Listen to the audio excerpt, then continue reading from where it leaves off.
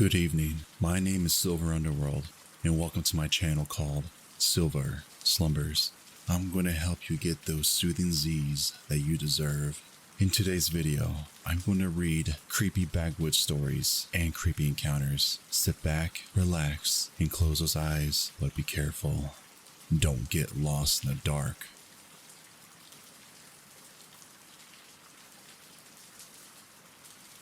Creepy backwoods stories. I'm a former long-term airborne ranger, having served for many years in 275 in Washington State. After my service, I was a Forest Service firefighter and disaster response contractor. Suffice to say, I'm a very experienced outdoorsman, professionally trained. In 2009, I was hiking in the Weyerhaeuser Forest Reserve near Offutt Lake in western Washington State. The preserve was adjacent to the home of my buddy's father, and before setting off into the lumber preserve, his father had implored me for not going hiking there alone, as it was a very dangerous area, a very frightening area. He had lived there for 30 years and refused to let his kids ever step in the forest. Being a young and confident ranger, I laughed at his superstitions and headed out to the virgin forest. It was an unusual hot and humid day in the late spring, and I was armed with a Glock 19 9mm pistol and felt very capable and competent. I had made about 3 miles into the forest and came to a massive bowl section of perfectly manicured pine forest with no undergrowth, just tan spruce pine needle bed as far as the eye could see. It looked like I was stepping down into a forest bowl. It was the size of a modern football stadium. I got about halfway down to the bowl, and literally, every sound in the forest came totally, definitely silent, all in an instant. It was as if though I stepped into a soundproof studio room in one step. No bugs, no wind, no ambient sound, nothing. By this time, I had been to combat twice and graduated ranger school and was a pretty salty individual. But I am not ashamed to admit I was overcome with a feeling of fear, dread, deep, guttural, paralyzing fear. I gathered myself together and turned around and practically run the entire way back to my friend Curtis's house. As soon as I got there, I got into my truck and left, and never went back. I spent years thinking about what happened in those woods, and to this day, I have no answers. I was completely fully aware of my surroundings. I was in good spirits and health at the time. At this incident, I had no mental health or physical issues. I cannot say what the incident was caused by, but I have never been so deeply feared in my life. Even thinking about it now, over a decade later, makes me feel uneasy, as though whatever it was in the forest was still there. All this, I swear on my scroll, to be true.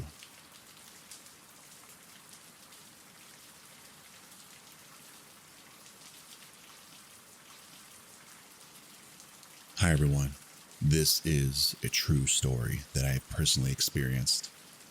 This took place last year, at the beginning of summer. I was with my mom, headed down to my Nana's farm to visit for the weekend. For some context, she lived on a farm way back into the country, right at the foot of the mountain in rural South Carolina. It's a very rural, secluded area, so the roads are badly maintained and barely wide enough to have 2 cars pass one another. The houses are also spread out as far as back into the tree line from the road, so there's a very little ambience of light besides the headlights of a car. So, my mom and I are driving along, her in the driver's seat and me in the passenger. It was around 11 p.m. We were about 13 minutes out from Nana's, deep into the woods, with the radio down, almost as silent.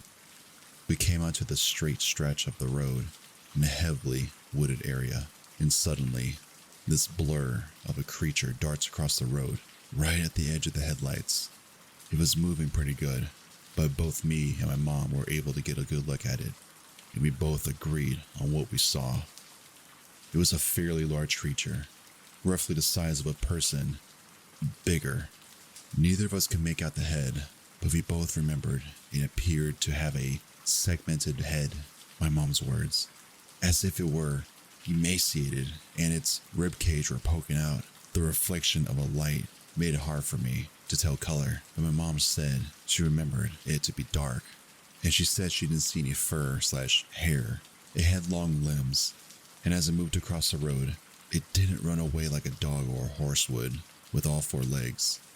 The best word to describe it would be looping, using its front limbs to pull itself along, and it would move considerably fast.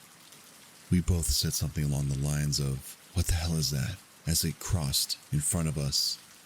As we got up to where it crossed, I turned to look just as it reached to the other side of the road out of our headlights, and I swear on my life, it stood up and ran, not like a dog.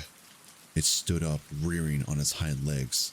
It was definitely bipedal. I immediately yelled that it stood up. We both started getting nervous. I honestly would have thought I was going to be insane had I not had another person with me in the car. My mom was also a pretty level-headed person and not superstitious, but she was very nervous and made me agree to not tell Nana about it to avoid scaring her, which made me recognize how serious this was. I should also mention that there had apparently been a series of attacks on livestock, horses in the area around the time that this happened. People were saying that they found wired fences ripped through and their animals attacked. I don't think any died, but I think I remember correctly that there were a few horses that were severely wounded. There had been a few other strange incidents in the area, but that was my personal experience.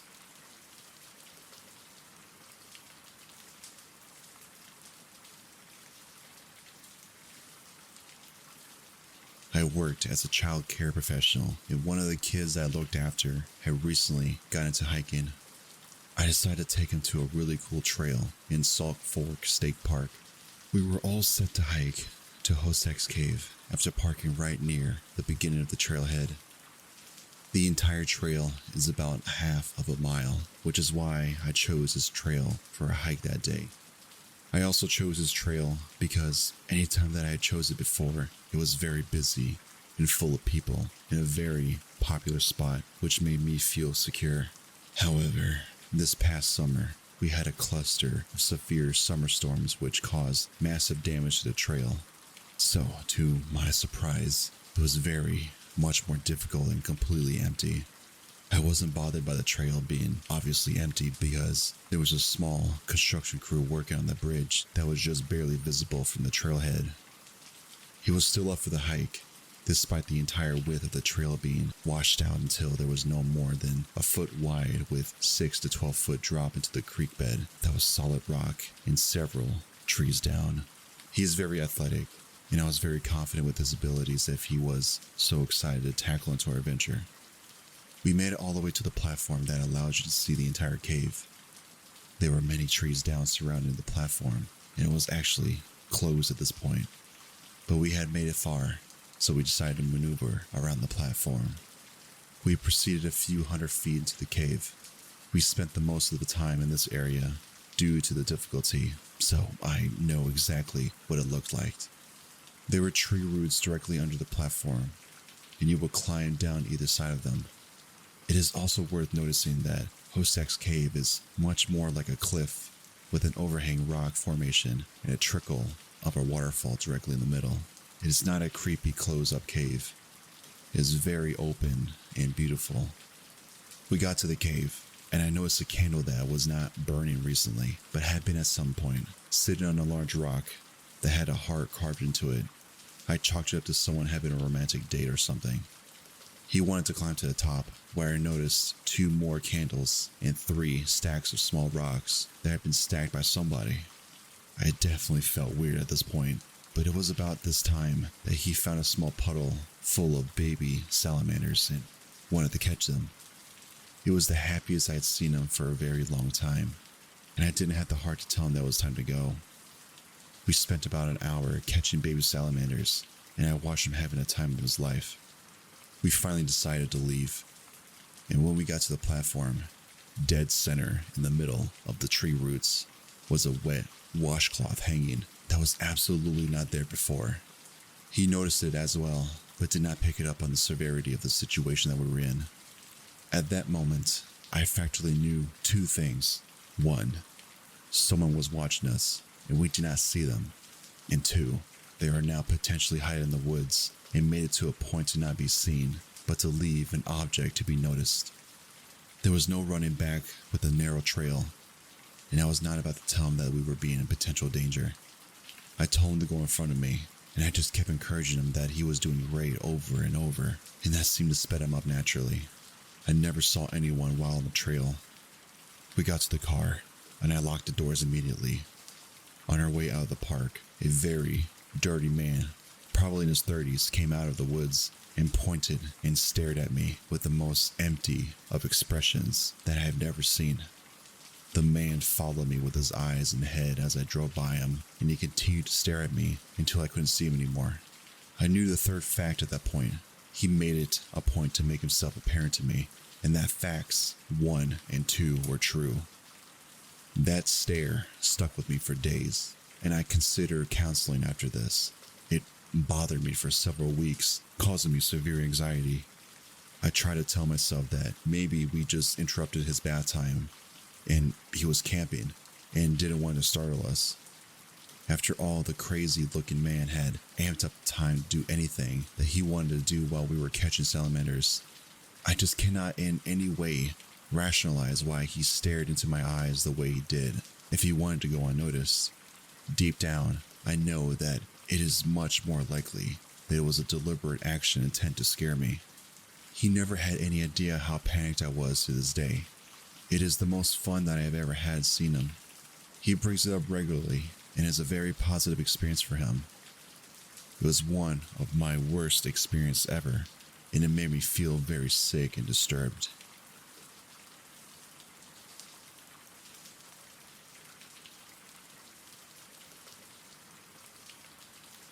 This night started in the city, but ended in the deep woods. This is true, and I will obscure the location for personal safety. I apologize for the length. I'm originally from the Northeast, but I couldn't stand the winters, so I went south for college. I was enrolled in my first year of university in the southern part of the United States. The university was in a small town, and going out to drink was the main thing everyone did. I was out with some other guys, playing pool at a small dive bar. An older guy came up and started talking to us and asked if we can get into some game. I referred to him as Brian. I was 22 then, and he looked a bit older, probably late 30s. We played a few games, and he commented about a bonfire party happening outside of town. He mentioned there was going to be some girls he worked with hosting it and asked if we wanted to go. My friends declined, but I was single, so I said, sure. So we left the parking lot in his truck. We said we were going to swing by his apartment and grab some liquor. This is when things got weird. I remember getting in the car, pulling out of the parking lot, and then pulling up to an apartment complex on the outskirts of town. The bar was in a downtown area, and we were far away now on the outskirts of town. I wonder if I nodded off on the ride because I don't remember the drive. I started questioning myself when he said he was going to go inside and get the booze, take a shower, and change into his clothes. He offered for me to go inside too. The inside of his apartment was empty. No furniture. Nothing is hanging on the walls. Just open and empty rooms. He didn't say anything about it, so I asked if he just moved in. He said yeah, and walked back to the bathroom without saying anything else. I thought about just leaving when I heard him get in the shower. Something about the situation was starting to creep me out. I was sizing him up in my head and thought I could take him if some weird shit went down. I remember him mentioning about the girls and the bonfire, so I decided to hang around and see where this night went. The shower stopped, and he walked out wearing different clothing. He had 2 bottles of whiskey, and he just looked at me and said, "Ready?" We jumped back into his truck and pulled out. I made a conscious effort to stay awake and alert. We left the city limits and headed outside town on a dark back road. We were still on the main road, but we were far from town now, and the closest city I knew was an hour away in the opposite direction. There were fewer and fewer houses as we drove on. The places I could see were decrepit old shacks. I lived here for a couple months, but I've never been out this way. We drove for a while, and I asked a few times that he knew where he was going. This was the middle of nowhere now. I didn't see any houses. It was just thick woods of each side of the road. I didn't see him reading off any directions or anything. I saw a small parking lot with a gas station and a turnoff. A lone streetlight lit the gas station. Only 2 pumps, and they looked ancient. A red neon sign that said 24 hours. The building was a double-wide trailer converted into a store. We turned off into the side of the street and kept driving. This road was even worse than the main road that we were just on. There were no street lights, and it was very narrow. It twisted and turned, just snaking through the woods. No houses were visible, and I would see an old mailbox every once in a while. We came to the top of the hill, and there was a driveway. I asked again if he knew where we were going. He just chuckled. I was in the middle of nowhere, surrounded by woods with some dude I don't know. Fear started to creep in. It wasn't at a house.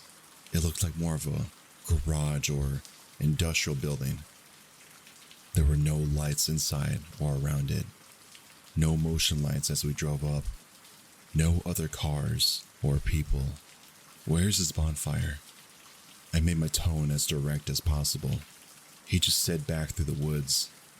We drove past the building around and back towards the woods. As we got closer, I could see it. It was a small path. As we went through, branches scraped along the truck side. After what seemed like forever, the trail opened to a clearing. I could see a few other trucks and people. Relief washed over me. I grew up in the city and wasn't used to stuff like this. And I started to think that I was just being uptight and need to chill out. It was past midnight, and we left the bar around 10 o'clock, so it felt good to be out of the truck. I scanned the group, but I could only see a few girls. A couple of guys were building a fire and trying to get along into it.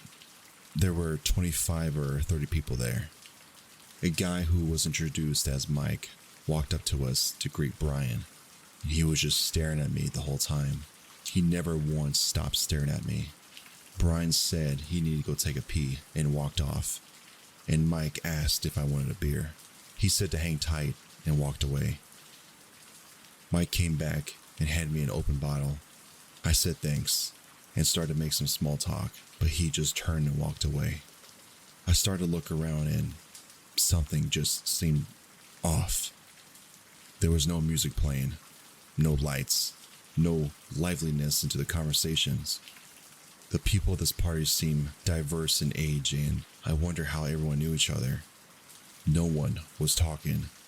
They were all just standing together in small groups and mumbling. Each time I approached a group of people, they would stop talking and stare at me. It was standoffish and uncomfortable. I found myself standing alone and just looking around for Brian. I couldn't see him anywhere. I looked around for his truck and I didn't see it. I had enough of this weird crap and was ready to go. I didn't hear any vehicles start up or come and go while I was walking around. I turned back towards the bonfire and saw everyone was looking at me together. All 30 people or so were now in one group. They all just stood there. No one was talking or making any kind of movement. They were standing there completely still and just staring at me. The bonfire glowed behind the group, making the moment feel surreal. I stood there awkwardly and started noticing that their faces were changing. Their expressions rapidly changed from smiling to frowning the mouth, and the eyes were wide to snarled grimace. But as I focused on one to see if that was what was really happening, the face would appear blank and emotionless. Suddenly, one of the men started walking towards me at a deliberate pace. I turned and just ran. I ran up the path, out of the clearing as fast as I could. My adrenaline was surging, and I kept running. I couldn't hear anyone coming up behind me or any vehicles. but I knew I couldn't stop and needed to put as much distance as possible between me and them. I started to panic as the trail broke off and went different ways. I didn't remember that from driving in, but I kept running. Finally, I saw a building through the trees and felt some relief. I stopped just before the edge of the trail. It was late fall and brisk, but I was burning up. I was wearing a flannel and jeans with boots, not very good for running. I was sweating like a pig, and I needed to catch my breath. I couldn't hear anyone coming up from behind me on the path, or hear any vehicles in the distance. The light from the bonfire wasn't visible anymore through the thick woods. As I crossed the lot and passed the industrial building towards the paved road, lights came on inside. A second wind of adrenaline took hold, and I ran towards the paved road and kept running. My feet felt like lead, and my legs burned, but I kept running as long as possible. I finally got tired and moved off the paved road into a brush to hide and catch my breath. I didn't see any headlights, so I went back into the side of the road and began jogging. I was on high alert and kept glancing behind me, but I never saw anything. I finally reached the end of the road, which connected back to the main road and to a gas station.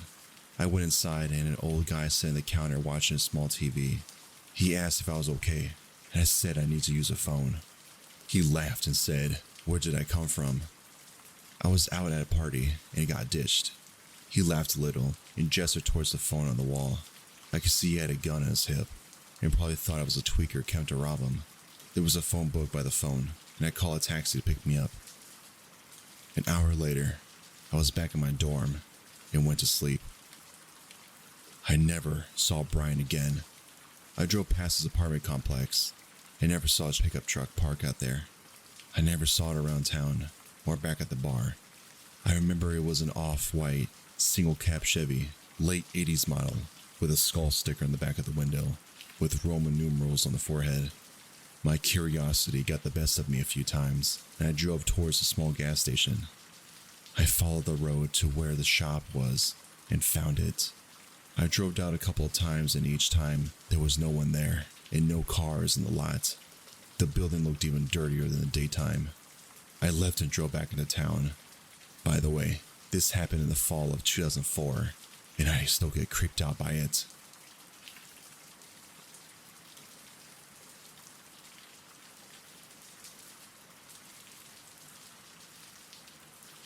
I'm female, 22, and this happened when I was in elementary school.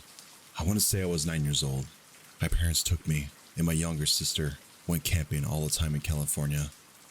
My mom admits that her placement of my sister and I in this tent was really messed up. If she can go back and change it, she would. The tent was set up in a space of 2 people in the middle. Think of a square with 2 rectangles on the side, with a divider that splits up 2 triangles. So like privacy for my sister and I. But like someone could rip this tent on my side in the night and snatch me, and they wouldn't be able to see me because of the divider. Anyways, hopefully I painted the picture. I'm positioned where to my left is my parents sleeping, and to my right was the wilderness. I still remember the setup at the campsite, and you can see the campsites next to you, but they were distantly placed. Anyway, I wake up and I'm cuddling on what I think is my mom's arm. I could feel the warmth through the tent, as the divider would block me from actually knowing who was touching. I'm waking up out of a haze, just opening my eyes, and when I realize I'm facing the right direction out into wilderness. I wasn't holding my mom's arms. I remember silently freaking out, and for some reason, my kid brain, instead of flinching, I thought to move my hand around on what I felt to confirm of what I was feeling. I didn't wake up my parents. I just laid there, really scared, and I eventually passed out again. And I must have not made a big fuss about it back then, because I did tell my mom, and I think she kind of brushed it off as you were dreaming something. But as time grew on, that memory stays with me to become one of the most vivid memories.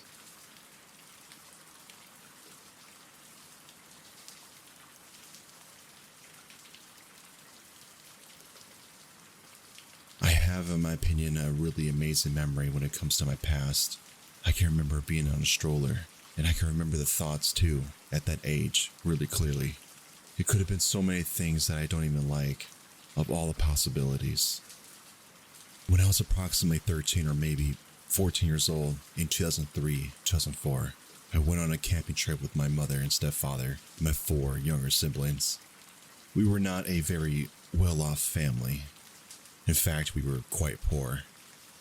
I never went on holiday abroad, and we always go camping, usually to the same campsite, which feels like miles away, but it, in reality, was less than 10 miles away from the city that we lived in. We had been there a few times previously, and I knew the campsite and the surroundings very well. It felt pretty safe and familiar. On this occasion, everything was going pretty normal. I hated camping. My parents would always argue when it comes to putting up in our tent. It was pretty boring being in the woods, and I would normally be the one to entertain my siblings. I hate not having electricity, access to proper toilets and showers, etc. It could be quite fun looking back, and I do treasure the memories I had with my stepdad, who was no longer with us.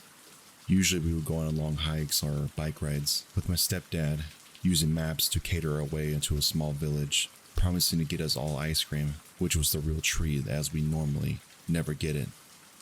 On this camping trip, we were going on a 10-mile hike on a bike. Both my parents were on their own bikes, along with my sister and I.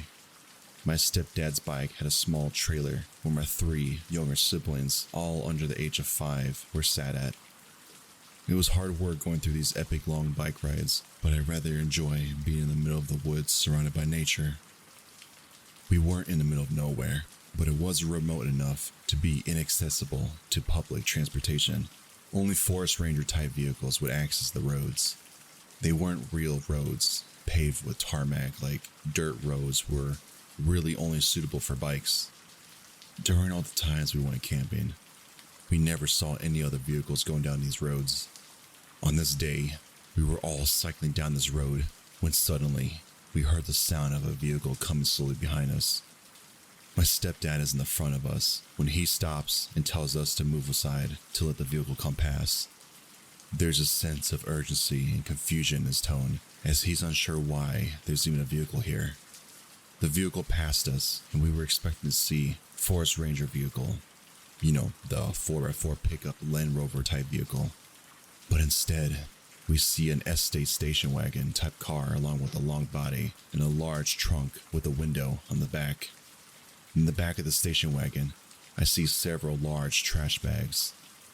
It's a very strange sight. I may be only a teenager, but this is a sight that sets alarm bells for several reasons. 1. This is not a car that is designed to be on off-roads in the woods. 2. As previously mentioned, we have never encountered any vehicles down this bike road before. 3. The person driving is clearly not lost, as they did not stop to ask for directions. 4. There's a big black trash bags in the back of the car that looked very suspicious. What I mean by this point, they were full and tied up very tightly. We could all see in the back of the car, and I didn't see anything poking out of the bag to indicate it was full of garbage. 5. The driver looked very rough, and I don't mean to sound rude. He looked very mean. I can't recall his features, just that he didn't look like a friendly person that belonged in the countryside. He wore dark clothing, and I think he was clean-shaven and had very short hair. I wish I remember more about what this man looked like. As if this incident couldn't get any stranger, what took place next has left such an impression on me that I still recall a sense of fear and that I felt at the time when I wrote this post. My palms are getting really sweaty and my heart is racing right now. Anyways, the car drives on several more feet, then the driver stops. For what feels like the longest time in my entire life, nothing happens. We were all just watching his car. My stepdad just told us to remain still. He's very serious as he's assessing the situation. Then the car's reverse lights come on and the car starts reversing up to us. My stepdad, who was in the army for several years and was one of the toughest guys I know, goes on full-on panic mode and tells us to run. We don't even get on our bikes to ride. Instead, we all flee on foot, running with our bicycles through the woods until we find a railway bridge, which we had previously passed over. We never looked back. I have no idea if the man in the car was going to go after us. I don't know if he just continued driving. I have no idea who he was or what was in those bags. We never really spoke about what happened that day. I know it was something that seriously scared my stepdad because of his response, and is left frightened about who I might encounter in the woods until this very day.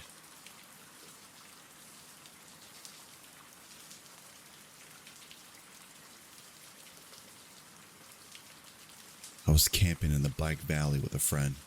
We both felt a little unnerved earlier in the day, but shrugged it off and stood up camp anyways.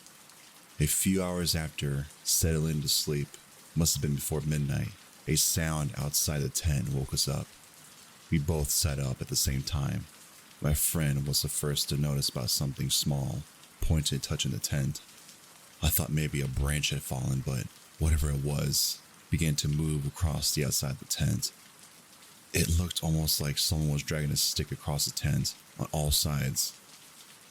This went on for a few minutes, with this thing circling around the tent and the two of us shaking in fear. We're both small women, with very little in the way of self-defense skills, so we had no idea what to do. I shouted, "We've got a knife." We really didn't, which sounded silly in retrospect, but I couldn't think of any other way to sound intimidating to whoever was outside. Whatever was circling around the tent immediately stopped. After a few minutes of silence, I got the nerve to open up the tent and look outside. Not too wise, I know, but I couldn't see anyone or anything nearby, though of course it was dark enough that someone or something could have easily escaped without my notice. For the rest of the night, we were both repeatedly awakened by what felt like something touching our faces and neck. It was almost ticklish, not at all aggressive or painful, but holy heck, it was unsettling. We got the heck out of there as soon as the sun came up.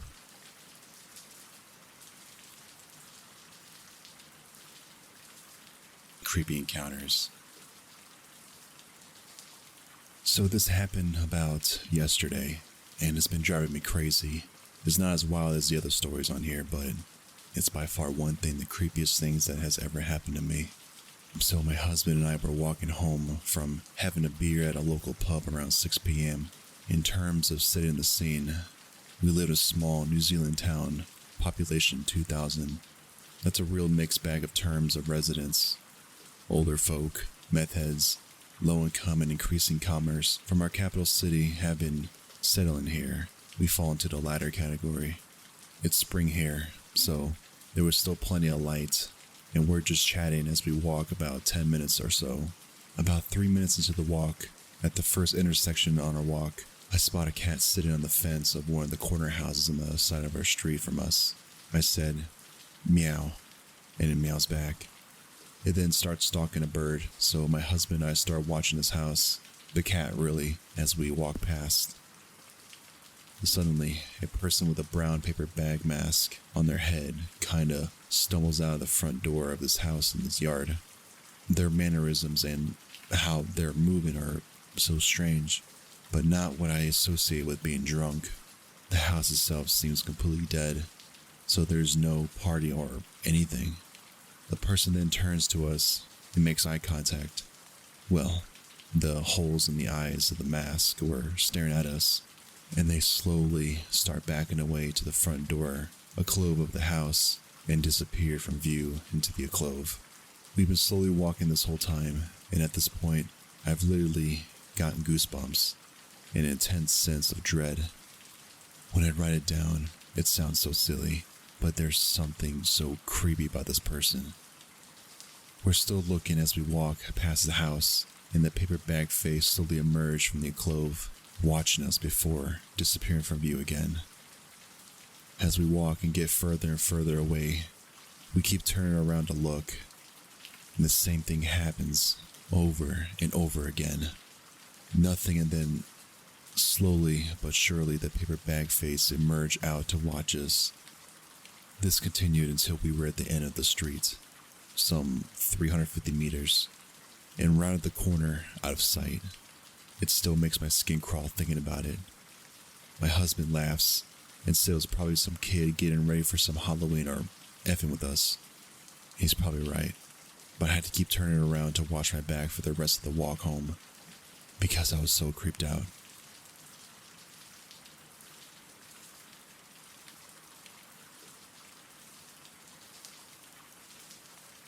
This happened to me about a long time ago, about 10 years or so, but I never forgot about it, and it still gives me chills, by the way.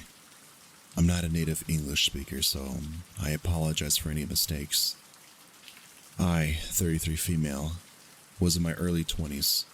At the time, I had a female dog named Nina, a boxer. She passed away when she was 8 years old from lung cancer. I miss her a lot. Nina was very energetic, so I took her to long walks around the neighborhood, usually at the end of the day around 4 to 6 p.m., when it wasn't too hot or not too dark either. One thing you must know about Nina is that she loves people. She did not get along with other dogs, but every time she saw someone walking by us, she would shake her tail and wants to get closer and ask for pets. One day we went out for a walk as usual. Everything was fine for the most of it. I saw a few other dog tutors walking their dogs, and an old couple sitting in front of their houses chatting.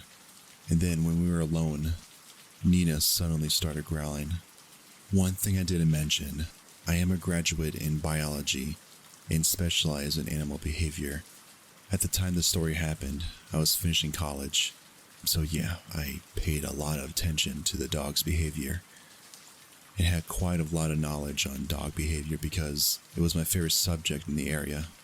Dogs can see movement much better than us, so things like an eyebrow raise or a little tension on the shoulders can be easily picked up. So, of course, a dog growling doesn't sound that weird.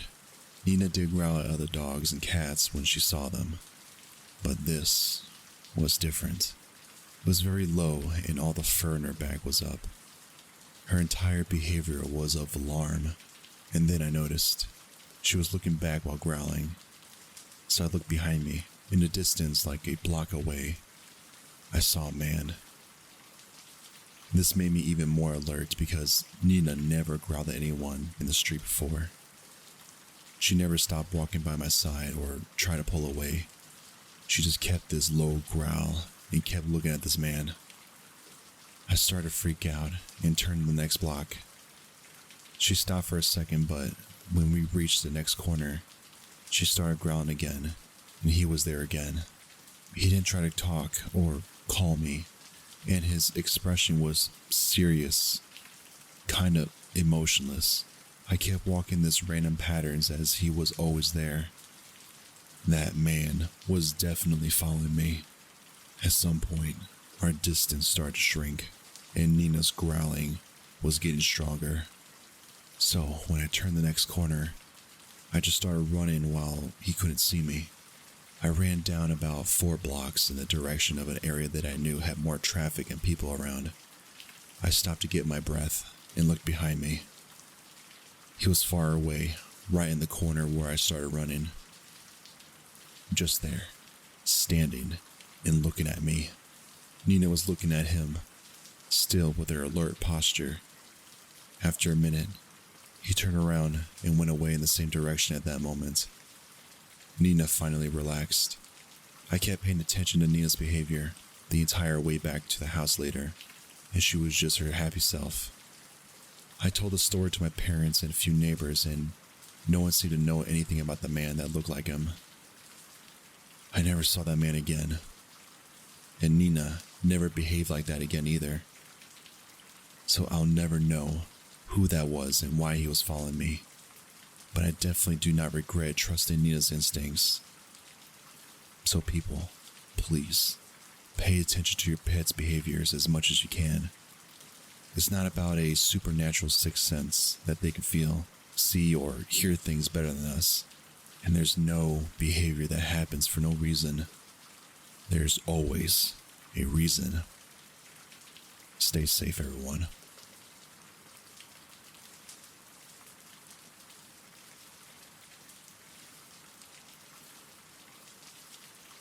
Hey y'all, an odd and mildly creepy encounter I had a few years ago with my buddy along Cedar River, a bit south of Lake Washington. He and I are in the service at the time and living in Seattle. Both 22, 23 guys were pretty fit into hiking and backpacking, and he was into fishing as well. We both loved getting outside for anything, so he offered to show me how to fly fish over the weekend. I've never gotten to fishing much before, but I thought it'd be a cool way to explore some of the area off the track and have a few beers along the way. It had rained recently, and it was a beautiful day, so all the relatively low parts of the river were packed with other fishermen. My buddy was pissed, and as much as expected, so we headed further down the river and did a lap on the road running next to it looking for a spot. Eventually we settled down in a place where the water seemed a bit high and fast to me. I trusted my buddy.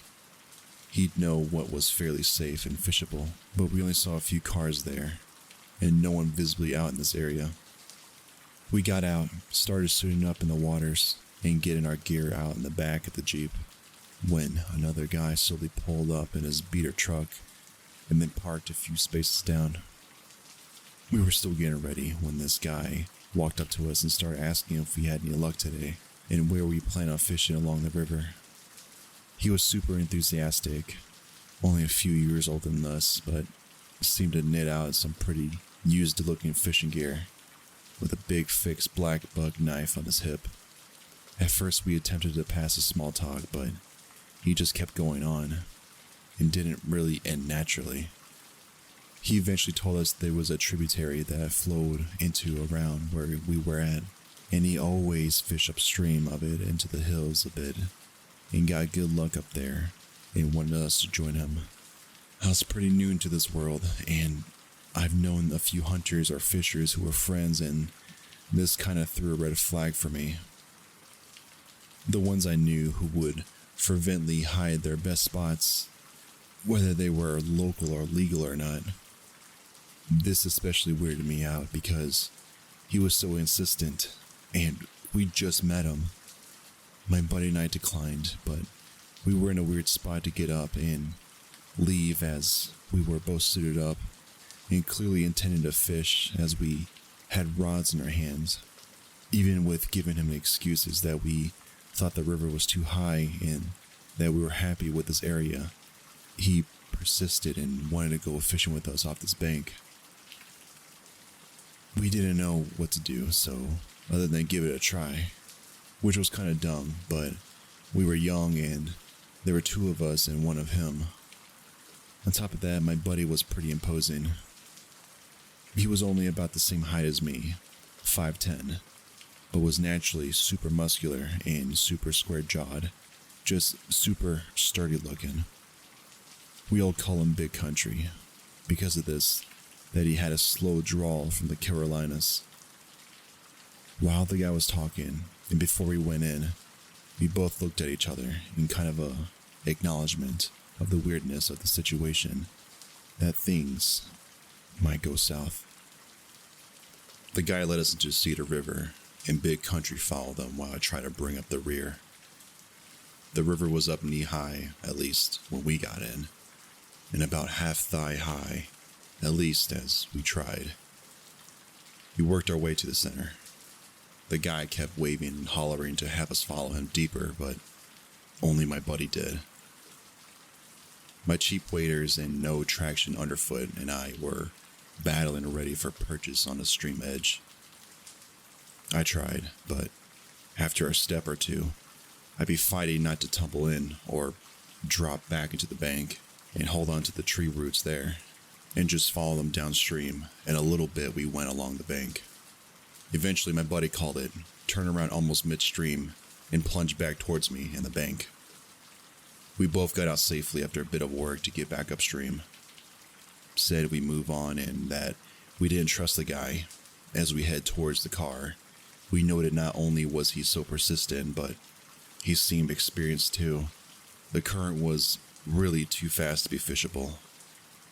We got to the line, and we're peeling our waters and jackets off so we wouldn't soak the seats of my buddy's Jeep when the guy trampled out from the direction of the river and threw his fishing pole in the back of his truck before getting in.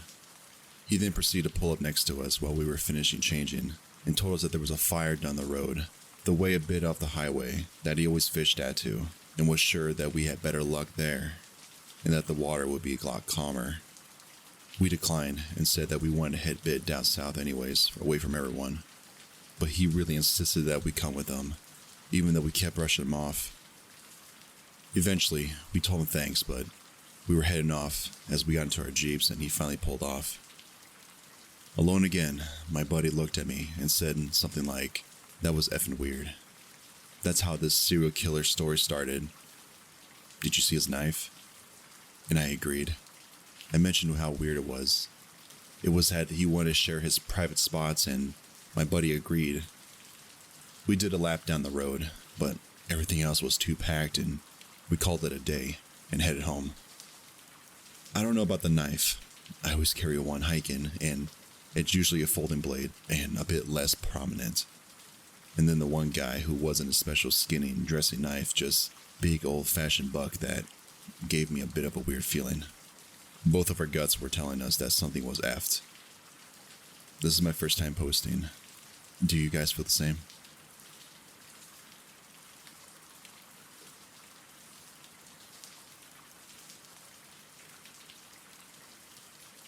I'm not a paranoid kind of person. I'm quite rational, even though I have a healthy interest into true crime, the strange, and the paranormal. I've driven across the country many times and stayed really sketchy places due to moving locations for the services, but only had a few strange incidents like this. I had a few others, but this one really stuck out.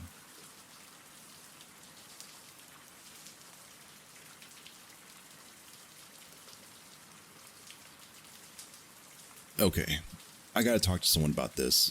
I'm really concerned about HIPAA, HIPPA, and even disclosing this anonymously makes me nervous. So I made an account and got the courage to share my experience.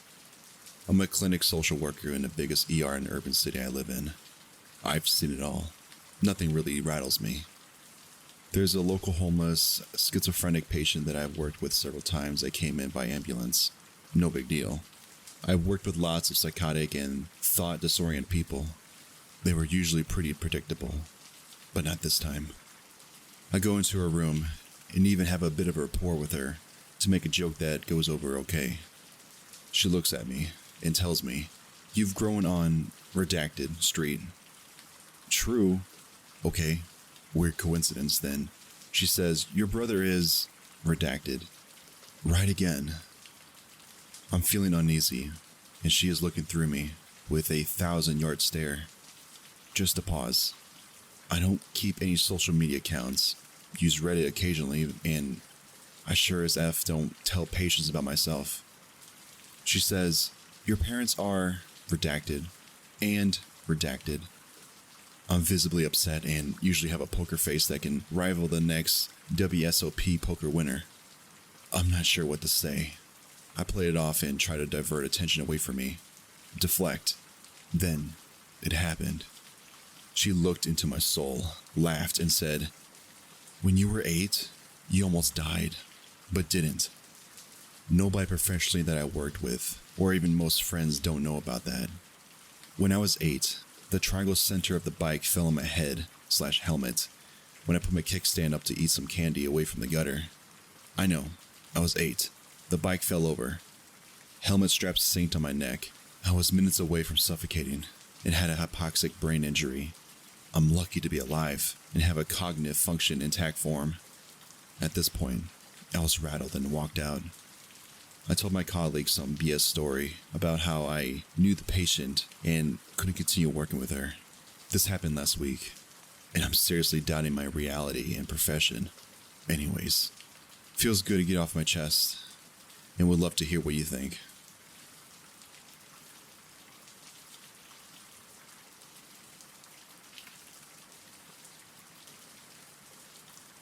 This just happened, and I think this community will enjoy hearing about it. So my boyfriend and I are currently hiking the Pacific Crest Trail in California. It's extremely common to get hitches along the trail, and most people who live in towns bordering the trail are fairly kind, safe seeming folk. Emphasis on seeming. Well, today we found ourselves a bit lost after trying to take a less traveled alternate trail to avoid the snow-covered main trail. After lots of struggling and practically brush and whacking, we made our way down the hill and ended up accidentally on someone's property. This property is big. It's a large ranch with a few different buildings. We tried to skedaddle as fast as possible off the property, but one of the ranch dogs saw us and the owner came up in a golf cart. I explained that we accidentally got lost while hiking and apologized, and he said it happens often, and he was super understanding. He asked if he wanted to ride into town since he was about to leave anyways. Given how common hitchhiking on the trail and how nice he was, we accepted and he drove us into town. On the ride there, he told us that he used to be in the DEA and had participated in more shootouts than people fight in the army. Weird, but okay. Didn't think much of it. I noticed my boyfriend was really quiet though, and thought it was odd. As soon as we hopped out of the car, my boyfriend grabbed our backpacks and tells me to check my phone. He sent me an article about the guy that we just got a ride from, and about how this guy was involved in his girlfriend's disappearance and suspicious death on the ranch property not too long after this. Apparently, his girlfriend went missing 2 weeks after signing property transfers for a ranch over him. She was never found, and the suspicious death on the ranch was a worker who got killed by an ATV, but toxicology showed a meth overdose. Given his DEA background, I found that part specifically suspicious. Also, he's on the sex offender registry for groping 2 women on a snowmobile tour. So, yeah, I'll send the article if people are curious. My boyfriend and I are 100% okay, but just shook that we got a hitch from a possible murder. Personally, I think he did it. Be careful who you get hitches from, even if they're friendly.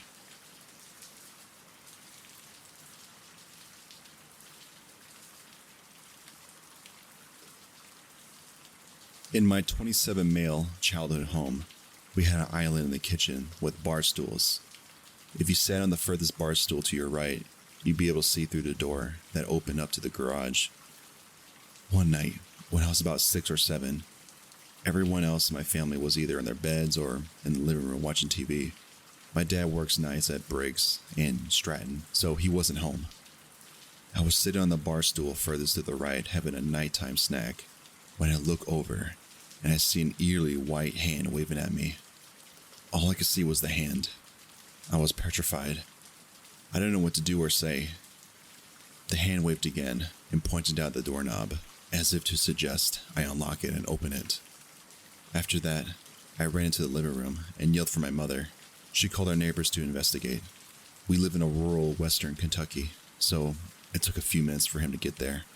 When neighbor finally arrived, he looked around and couldn't find anybody. It had been raining that night, but we couldn't see any evidence of tracks in the garage or in the driveway. The same thing happened to my sister not long after. She's 1 year younger than me.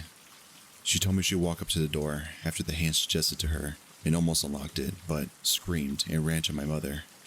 To this day, I hate to think about what would have happened if either of us opened that door. And I hate to think about who had been watching us to see 2 younger kids were alone in the kitchen, or how long they've been watching.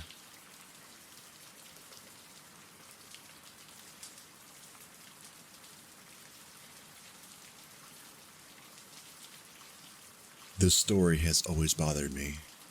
In my head, I know what I saw, but at the same time, it felt so unreal. When I was 10 years old, I had been invited to a sleepover for the first time at my friend's house. This friend, whom I'll call Abby, lives pretty far from me, so us, hanging out, always felt like a special occasion. I had just started becoming brave enough to sleep away from my parents because she was my oldest friend. Abby's house was going to be one of these trial run sleepovers. A little about Abby's family. She's the youngest of 4 kids. Her oldest brother, who is about 10 years older than us, has pretty severe autism and continues to live full-time with Abby's family. He was always a bit of a wild card, and I, as a 10-year-old girl, always felt a little anxious around him. Anyway, There are 3 of us girls in the slumber party. We decided to sleep on the main floor of our house so that we could stay up late watching movies that would eventually lull us to sleep. I had chosen the couch that was perpendicular to the wall of the windows looking out into Abby's deck and backyard. The other girls had sat up on the floor on a mattress together. They were cousins, by the way. We threw in a DVD and we fell asleep quick. Sleeping away from home was never easy for me. I wake up frequently and sometimes I can't fall asleep at all. This night was one of those times where, after clocking a solid 2 hours, something stirred me back into consciousness. Coming to, I noticed the bright light of the TV glowing first before my eyes adjusted and noticed something there outside that wasn't there before. It was a person. A man, actually. He was sitting in one of those deck chairs and had positioned it to face directly towards where the 3 of us were sleeping. He hadn't noticed that I was awake, but seeing him made my heart race. I stayed totally still, watching him. It was dark, and so his features were a bit ambiguous, but I could tell that he was studying us and smirking, terrified. I watched him for a few minutes before turning myself into the couch cushion and closed my eyes. Some time passed, maybe a few minutes, maybe half an hour. Finally, I mustered up the courage to look again. He was gone. To this day, I have no idea who that was that had gone to Abby's backyard and sat on our deck watching us in the middle of the night, but the image of him sitting in there, grinning, still haunts me. For a while, I thought it may have been her brother, but this guy had dark hair and dark eyes. Her brother was blonde. Anyways, thought I'd share this. Luckily, we made it through the next morning unharmed, but that was the last time I ever spent the night at Abby's house.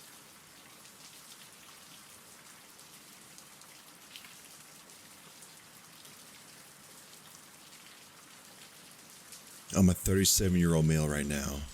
In my teen years, I think late high school, my family had a seasonal site at some campground. I spent most weekends during the summer and a couple long holidays there.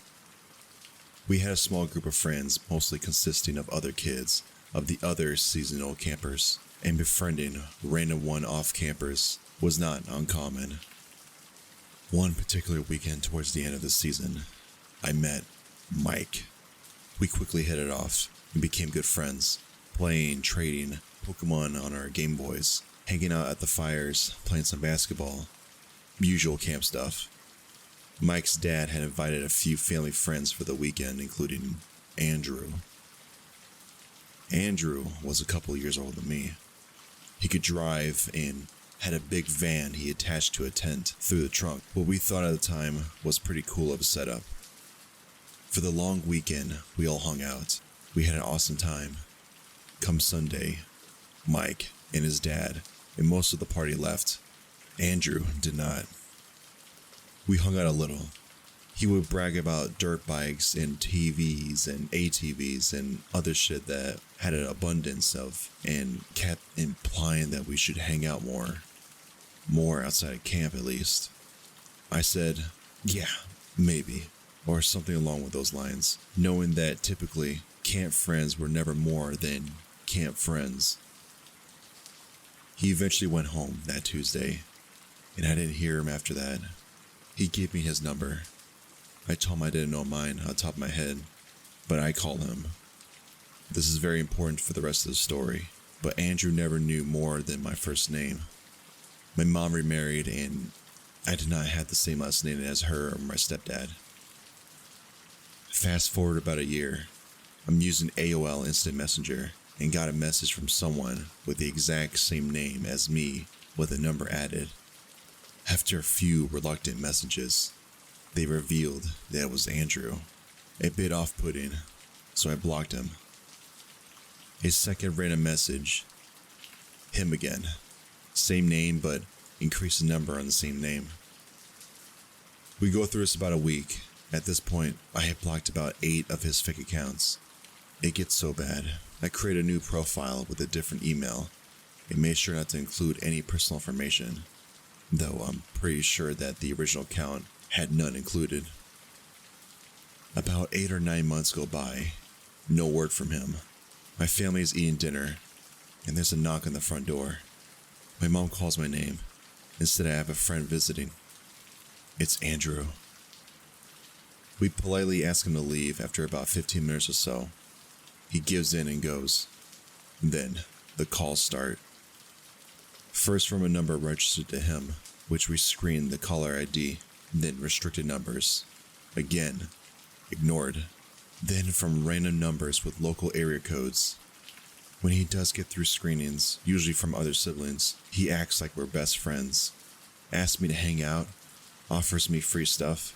I told him to stop calling. He didn't. My mom tells him to move in with my dad, but the calls kept coming. Eventually, my mom tells him that she's going to call the police, and things die down a bit. One more year passes. Back at the campground, I am walking a lady friend that I had met at the weekend back to her campsite, and this van pulls up alongside us, and I hear someone calling my name. I look over to see Andrew lean out of the van. We booked it and ran into a small patch of woods and got back to my family site, and I told my mom what was going on, and she flips her lid. She ends up pounding on the campground owner's door, waking them up, and it's about 11 p.m. at night. The police got involved, and he is told to never contact me again or show up at my house. A family staying at the campground came to talk over to my parents the next morning. Apparently they knew about Andrew's parents and told him stories about the episodes that he would have, and he would need multiple people to hold him down until he was able to calm down, because he would lose control and start acting sporadically and sometimes violently. I saw him again once after that, about 3 years later, driving that very same van slowly out of the apartment complex that I moved into. Nothing came out of it, but I know he saw me, and the fact that I never saw him again makes me feel uneasy about what he was doing there at the day to begin with.